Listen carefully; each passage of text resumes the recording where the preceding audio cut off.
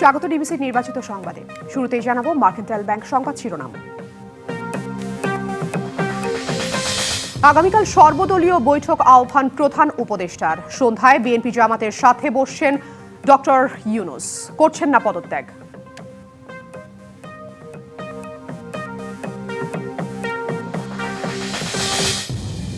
আমরা কত দ্রুত একটি গণতান্ত্রিক অর্ডারে ফিরে যাব বাংলাদেশ, সেইটা হচ্ছে মুখ্য বিষয়। এবং সেটাকে এগিয়ে নিতে গেলে আমরা কত তাড়াতাড়ি নির্বাচনের দিকে যেতে পারবো, এবং তার সমাধান তো আপনি গণতান্ত্রিক অর্ডারে যদি যেতে হয় আপনি নির্বাচন ব্যতীত সেটা তো সম্ভব না। এই যে সবচেয়ে মুখ্য বিষয় আজকে, এবং আমি নিশ্চিত এটার উপর আমাদের আলোচনা হবে। দ্রুত গণতন্ত্রের পথে দেশের উত্তরণ নিয়ে প্রধান উপদেষ্টার সঙ্গে আলোচনা করবে বিএনপি। অস্থিতিশীলতা চায় না জামাত।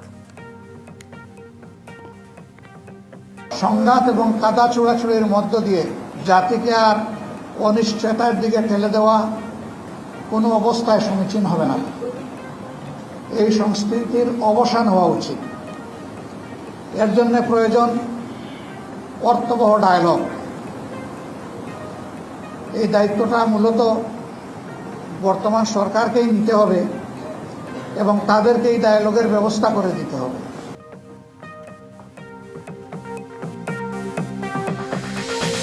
সব দলের সাথে আলোচনা করে নির্বাচনের রোডম্যাপ ঘোষণা দাবি এনসিপির।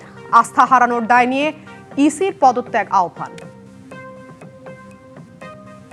দেশে যদি এই পরিস্থিতি চলতে থাকে, রাজনৈতিক দলগুলো যদি রাখে তাদের কার্যক্রম, তাহলে আসলে ওনার পক্ষে দায়িত্ব পালন করা সম্ভব নয়।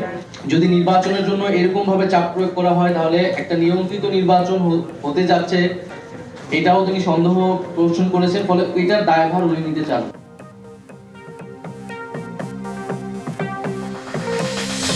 এবং 4 দফা দাবি বাস্তবায়নে সরকারের সুস্পষ্ট ঘোষণা চায় এনবিআর কর্মকর্তারা। স্মারকলিপি দিয়েও কাজ না হওয়ায় ক্ষোভ।